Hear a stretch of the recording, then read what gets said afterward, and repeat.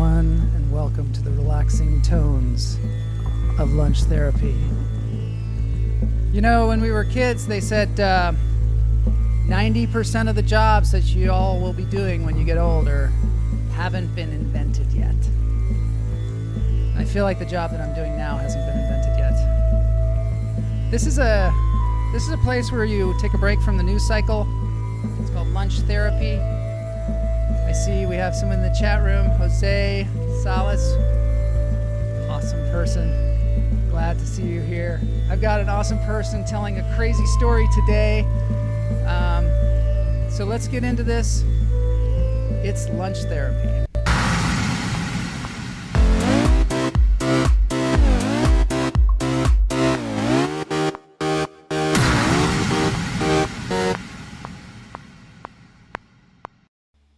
Yeah, I was kind of digging that background, because I am the background king, I guess.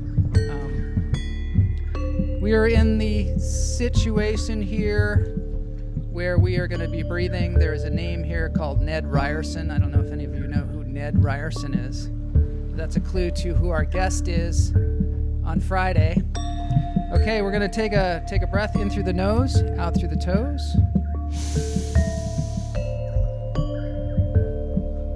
Hold that breath.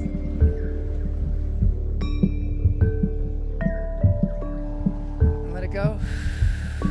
Do we have any guests who can guess who the guest is on Friday? Do we have any guests who can guess who the guest is on Friday? Let me know. Ed Ryerson. Okay. I'm going to take another breath while you think on that. Maybe Google it. I'm going to take in another breath.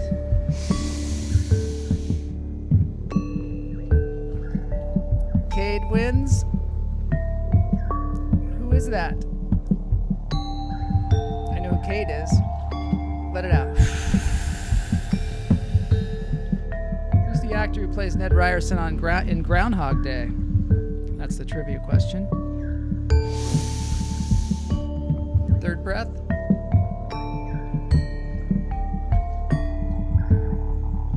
Hold it. Let it go.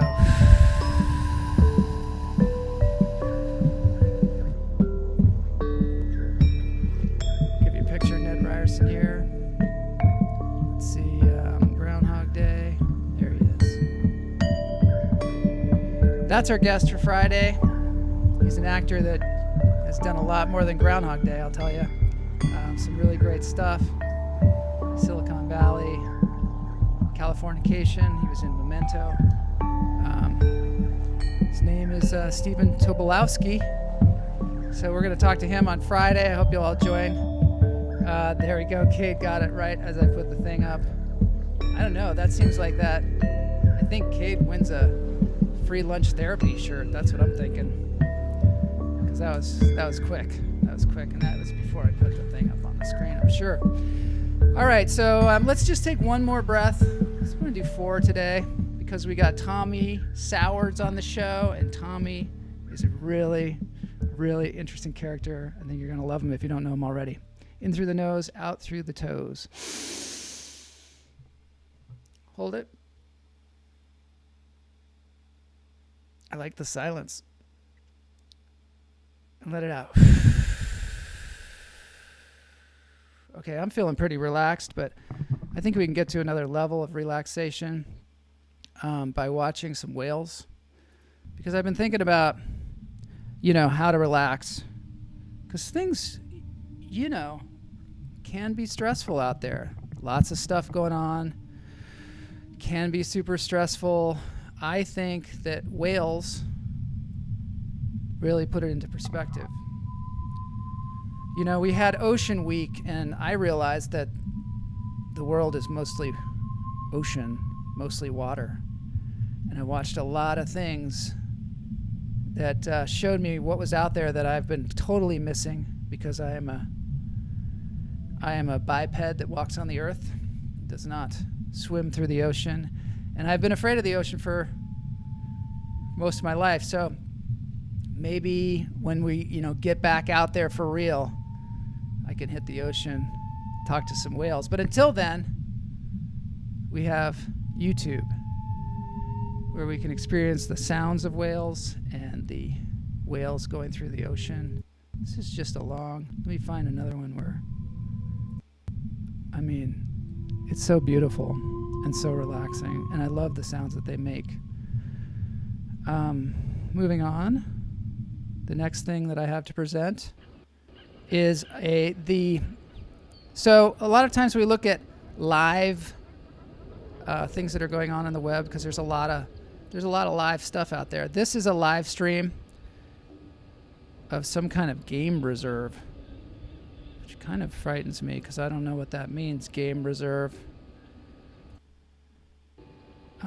There's a little, what is that, a monkey? So they have these cameras around the world where you can look at things. This one doesn't seem very active. Maybe that's what I need right now. Maybe I need to just look at a road with some dead grass. Sometimes that's what you need. Maybe hear some nature sounds. Because the next thing that's going to happen is I'm going to show you how crazy it gets when you have a GoPro strapped to your head, which is something that I'm obsessed with. This is a guy skiing with a GoPro strapped on his head. Drop.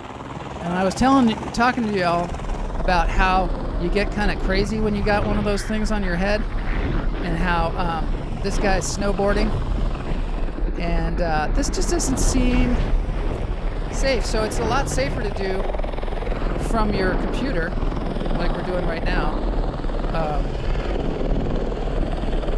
This is done in a very controlled environment. They study the terrain before they do this. They look for the line, which is, I guess, where he's going to come down, so he knows where every twist and turn is. Otherwise, you could never do this. So I guess my point is, don't try this at home. And don't be a hotshot just because you got a GoPro strapped to your head. Because you could always just do this instead, which is super fun. I don't know if a lot of you find this relaxing. I somehow do. I think it's probably because I'm not doing it. And I love to ski, but I don't like to ski in the trees like that. So he has a helmet on, as you can see. Next, we have another great roller coaster, which I think this is one of the best roller coasters I've seen. They just get better and better on this show. And we're going to get to that point, the point where we go up the hill, where they're going to drop us. The anticipation is part of the fun. One time I went on a roller coaster tour where there were no lines, and I was at Magic Mountain, and we could just go from one roller coaster to another without lines. And let me tell you, lines are your friend. Because if you can go from one roller coaster to another and do like 6 in a row without a line, you will get very ill, and it will last for a long time. Let me tell you that. But this is a great roller coaster. What I like about it is that it goes through, it looks like almost like you're going through buildings or going up and over buildings. And this is in Sandusky, Ohio, I believe, Cedar Point, where they have some of the best roller coasters. I think Cedar Point should probably sponsor this show.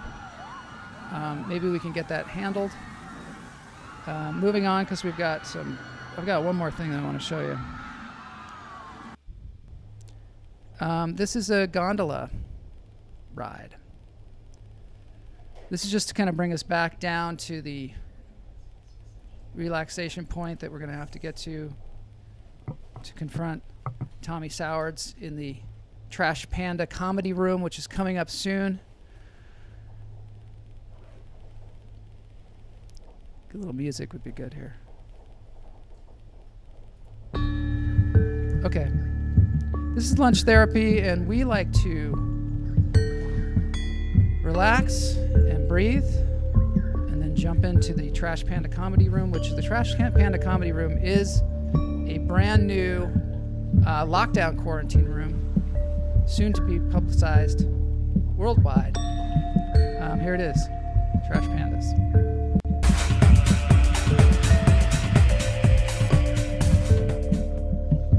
Okay, so we're in the Trash Panda Comedy Room. I got the spotlight on. I've got a crazy story. Last week we had Crazy Story Week. Tommy Sowards sent me this crazy story, and I'm like, dude, that is so crazy. I don't know if I can put it on the show. It's so wacky and weird, and I realized this is the perfect venue for this. And Tommy is an amazing person. I'm going to tell you. First of all, Tommy made a film.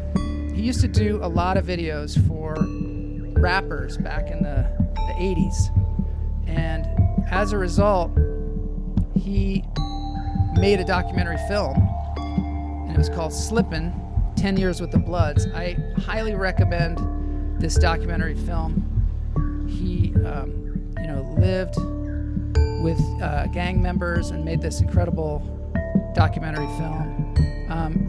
More recently, he made the film Enter the Jungle, which is another amazing film. It's about Brazilian kickboxing. It's available on Amazon as well.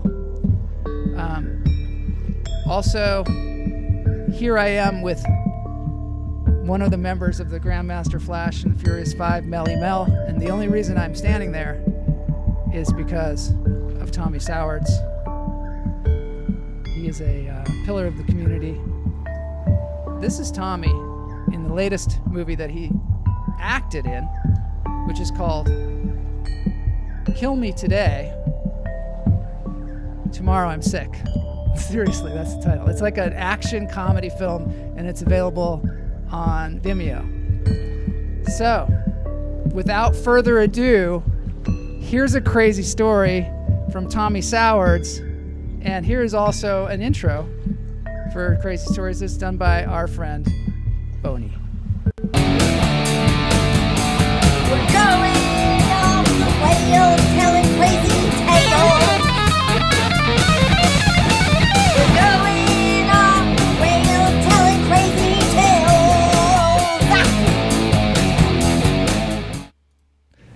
Let me tell you a story about failure. And it's mainly failure with a woman. Some time ago, a few years back, I went to my friend Igor Zinoviev's party in Los Feliz. And he's a great pianist. He used to play for Yes. He's not one of the original band members, but he signed up at the end of the 90s, so he's younger like me.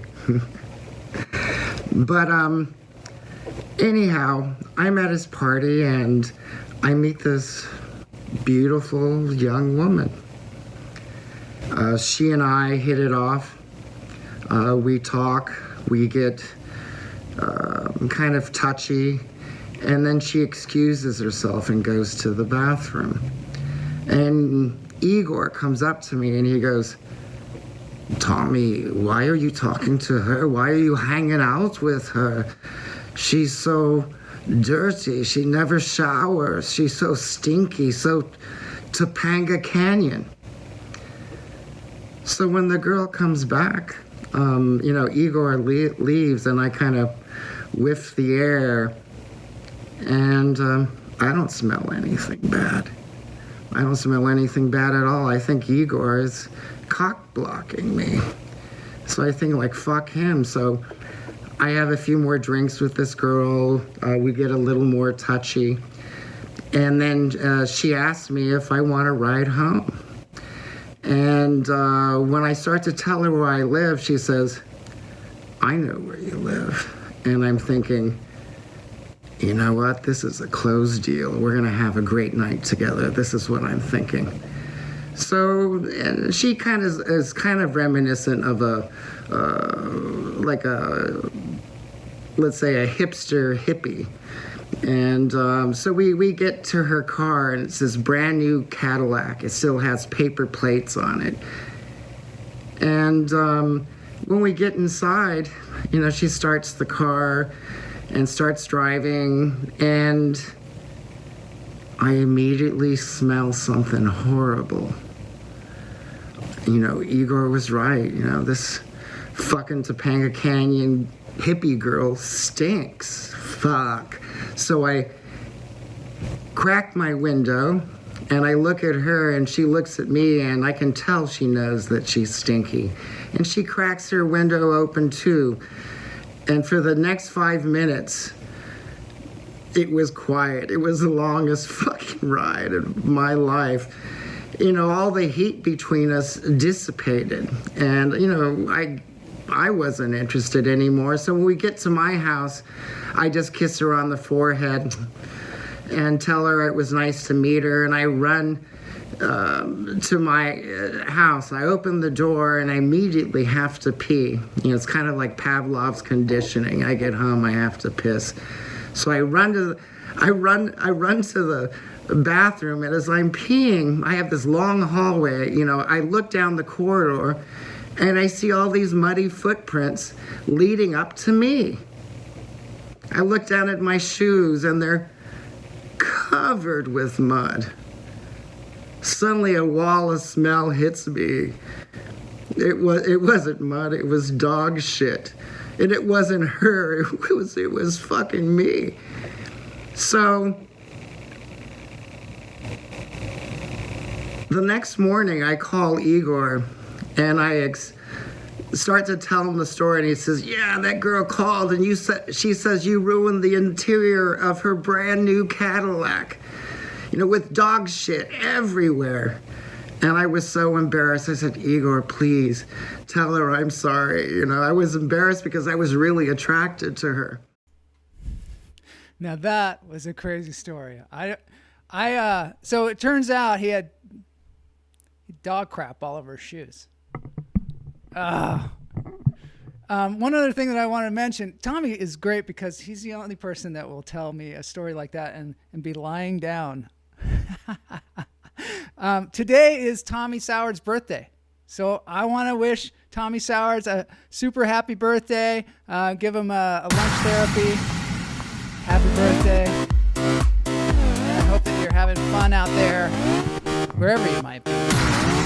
Hopefully maybe lying down a little, but not stepping in dog shit.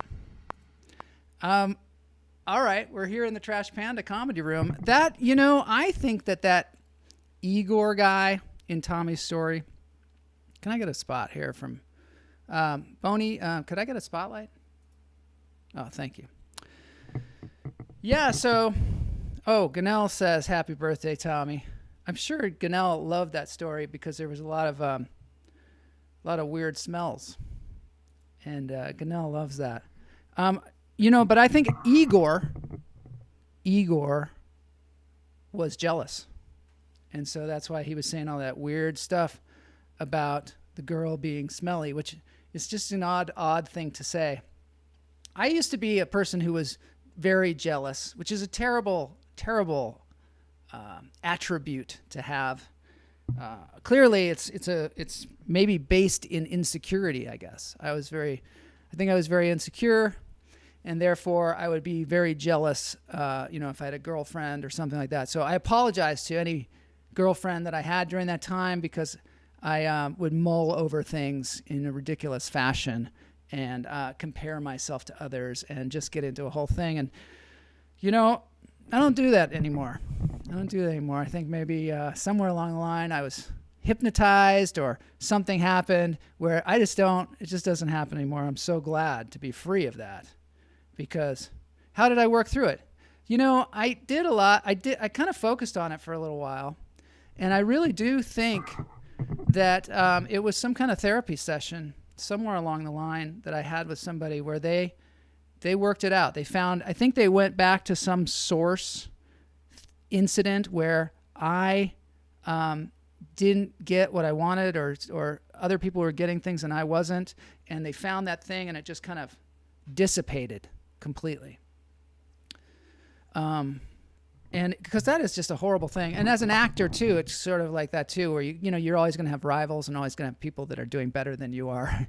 And you got to let go of that stuff. You got to let go. And there is no real better than you are. Everybody's just fighting the fight, doing the life, living the life.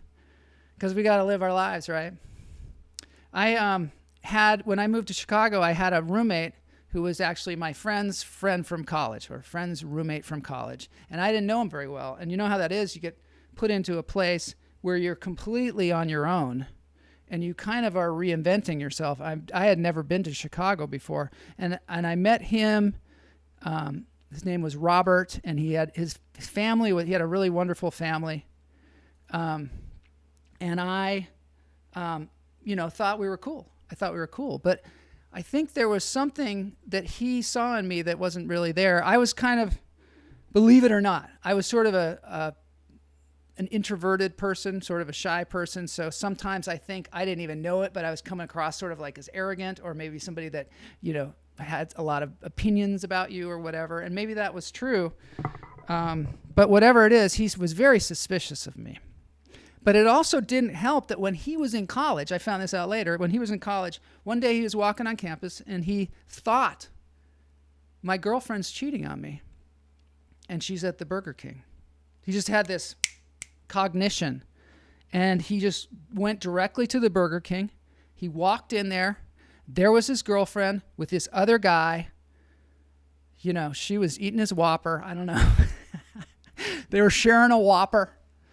And they were like, caught. They were caught. And he caught them because he had this weird intuition. So after that, I think he was always listening for that sign that his girlfriend was cheating on him. And the poor girl that was dating him, when I met him, she was super nice, super happy, great person. I met her like once. Her name was Tina. So Tina and Robert, they seemed to have a perfect relationship, except that he had this underlying jealousy, and I found out that he started to point it at me. He used to do crossword puzzles. You know how people do I'm just always amazed by somebody who can take the New York Times crossword puzzle and just do it all. Some people do it in pen. I can't do it at all. And he used to do it every day. He'd do a super smart guy. And one day I thought, well, I'm going to try to do the crossword puzzle. And the New York Times was sitting there. And so I took out the crossword puzzle and I tried, and I got two. And then I was just like, and I put it back in the paper and left. Well, that night I come home, and I was working at Steppenwolf Theater at the time, and I was seeing a lot of these like two-hander plays where there's two actors, like True West or something like that. And I was home really late, and there, Jasper's got a comment. Still trying to find that person who asked. So there is Robert sitting at the table in our kitchen. And we didn't really have a table. We were just out of college. So we had like a big spool, one of those big spools that they have. And he's sitting there at the spool. And I'm like, hey, Robert. And he says, hey. And I'm like, what are you doing up so late? And he goes, well, I'm just sitting here doing this crossword puzzle. And I'm like, okay. And it seemed kind of weird because it was like 1:30 in the morning or something. And I thought, I'm going to go to bed. And he's like, okay, I'll just be sitting here doing this crossword puzzle. I was like, all right. He goes, yeah, I'm just doing a crossword puzzle. And so I, started to get nervous. And I started to feel like I was in, one of those plays, one of those two-hander plays where the two actors are kind of going at, but I'm like, I'm not in a play, but it really feels like it. There's like a mystery here. So I was like, I'm going to go to bed. And he goes, okay, I'll be doing this crossword puzzle. I was like, okay, what is it about the crossword puzzle? And Robert says, I pull out the crossword puzzles from my newspaper and I see that two of them are done. And I was like, oh yeah, I tried to do the crossword puzzle. I just, and he said, and I noticed one of them is the word inna. And the other word is rise. And I notice that inna is in Tina's handwriting. And rise is in someone else's handwriting. So I suddenly realized that Robert thinks that Tina and I were sitting there at the spool doing some crossword puzzle. Got so hot, we got two of them. It got so hot and heavy from all the crossword puzzle action that we just jumped into bed together. I guess that's what he put together. And I was like, look, yeah, I tried to do your crossword puzzle. I'm sorry. It's actually both my handwriting. And he was like, and then I just went to bed. Then we didn't say anything about it for a long time. And then about a week later, my roommate, who was my friend from high school, he said, Robert is going to want to talk to you. He's really upset about something. And, I don't know. You just beware. So the next time I saw Robert's like, yeah, Joel, I went over to Tina's apartment and her hair was wet. And I said, why is your hair wet? And she said, well, because I just got out of the shower. And then I went into the bathroom and there was no fog on the mirror and it wasn't warm or anything, like somebody was taking a shower. And there were some cigarettes sitting there and they weren't Tina's brand. They were your brand, Joel. Yeah. And I was like, whoa.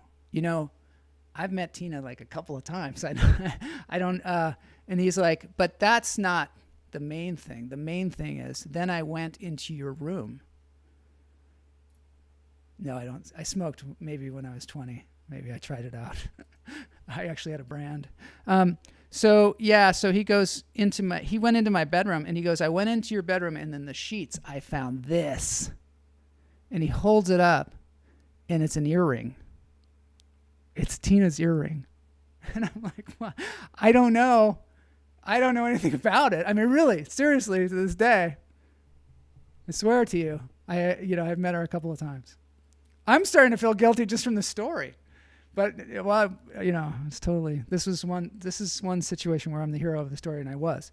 And he shows me that earring. And I think it just sort of ruined our relationship after that, because I was like, well, I don't know what happened. Maybe she laid down in my bed or something like that, and this isn't a cyborg story. Her earring fell off. I don't know. I really don't know. I didn't even have a bed at that time. It was like a mattress on the floor with just some sheets on it. So that really ruined our friendship. Another time later on, he actually, we had one of those toaster ovens, and I came home and the toaster oven was on fire because he had left a towel on top of it, just on fire. And luckily I had come home because I was able to put it out. And, but I was sort of like, and then I was like, dude, there was a towel on top of the toaster oven. It was on fire. And he's like, oh, and he kind of acted like it was no big deal.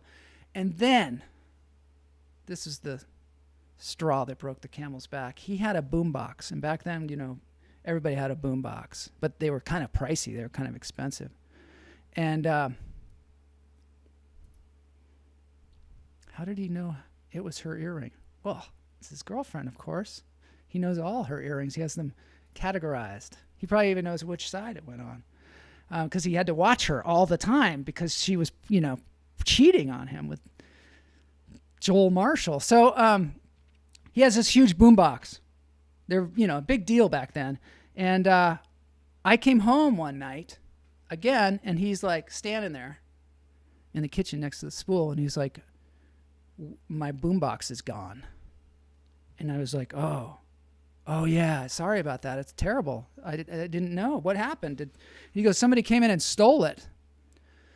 And I said, oh God, that's awful. Somebody came into our apartment and stole it? And he said, yeah, and you left the door open. And I said, really? I left the door open? Was the door open when you came home? And he's like, no, but I guess they must have come in, stolen the boombox, and then closed the door, of course. And I said, well, I don't think I left the door open. And I just not something that I do. And he said, yeah, you did. You must have left the door open, because how else would they come in here and steal the boombox? I want you to pay for it. You have to pay for it. And I was like, hey, I'm not going to. And I looked, and there was a window that was open. And I said, do you think they came in through that window? And he said, well, we're on the second floor, so that's impossible. And so I went outside. I went downstairs. I went to the alley on the side, and we were two buildings right next to each other, and I put my back on one wall and my feet on the other, and I shimmied up there, and I came in the window. And I was like, you're paying for all of it. And that's the story where I am the hero. I don't know whatever happened to Robert. He's probably a politician now. He probably grew up to be but he never he never goes to Burger King anymore. Never. And, I told the story and I'm the hero in it. Maybe at some point we can get Robert on the show. He could tell his side of the story where he's the hero. That would be great. This is that kind of thing. This is Robot Week. So far we've talked about cyborgs. That was it. You stole the tape recorder. I know. Come on. It's a family show. Today is not a family show. I think having Tommy Sowards on here, not really a family show. Tommy Hinckley was much more family show oriented. I think probably tomorrow I'm going to have to find another Tommy, because then on Friday we have Tobolowski. It could be Tommy Week, because Robot Week seems to be really falling apart. Let's see what Mulva says. What a tortured existence he led. I hope he worked through that. Yeah, so I worked through my jealousy issues. I'm sure Robert did too. It's too bad you missed the beginning, but you can go back. That's the great thing about lunch therapy is it's always available. We have our YouTube channel. Please subscribe there. I'm trying to get to 1,000 subscribers, because I guess the roof comes off when you get 1,000 subscribers. You get, I don't know, that the YouTube just rolls out the red carpet and you get to go there and they show you all the algorithms and everything. Definitely going to be some cult stuff coming up. I can't really stay away from the cult talk, because cults are very, very interesting. Very interesting. All right. How many lunch therapies are we up to? We're up to 100. This is episode 126. Yes, 126. And I couldn't have done it without you all. And now we're going to move into dance break, because dance break is a very important part of kicking us off into the rest of the day. So let's get moving. I've got, there's Stephen Tobolowski, another picture of him, just in case you forgot. How many subscribers? Mulva, we need 1,000, because I guess with YouTube, everybody says if you get to 1,000 subscribers, it just starts to go out to the rest of the world, really. And up until then, you're just kind of cranking the wheel, trying to, sharing it, trying to get people to share it. And then once it gets out to the rest of the world, we've got 126 episodes, so that could be cool. Yeah, and then, I don't know, YouTube gives you a badge. They give you a smile. You could sell shirts off of your site. You can do all kinds of things. So we have 388 right now. 388 subscribers. So it seems like, I've got 1,000 Facebook friends or more. It seems like if everybody's subscribed, you just have to have a Gmail account or a YouTube account. It's easy. Everybody has Gmail accounts, right? Please subscribe. And we've got Stephen Toblo on Friday. I'm just so looking forward to that. I keep talking about it. Anyway, let's move on to Dan Dubuque. He has a new song out. I love Dan Dubuque, and I know you too. So here he is, all the way from Montana, Mr. Dan Dubuque.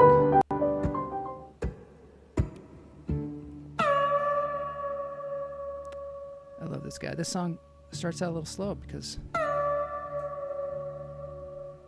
he has the patience.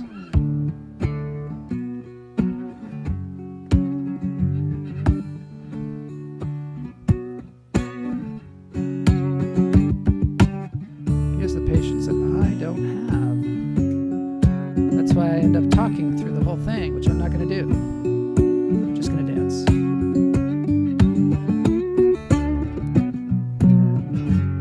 Wow. Mary, you have 1,200 Twitter followers. Oh, it's because you're a Bernie. That's why. Yeah, please, bring him on over. Bring him on over. We'd love to have him. More the merrier.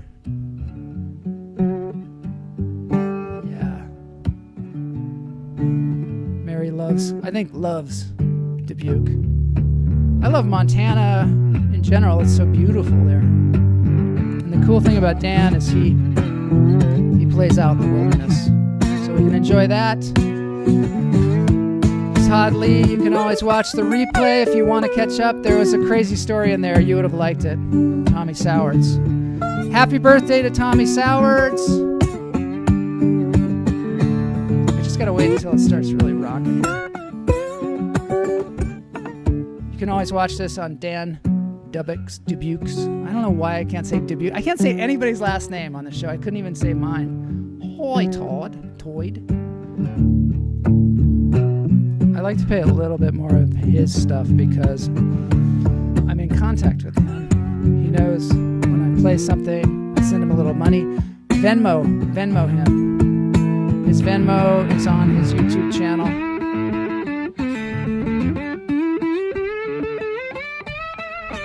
Now it's starting to rock out. This is the same song that the woman was playing from Ukraine the other day, which was super fun. I like to put the word super in front of the word fun because I think life should be super fun, right? All right, I'm heading out. I'm really enjoying this. It's Pixies Week. It's Pixies Week. It's Tommy Week. It's Robot Week. You know, in Pittsburgh, they don't say robot.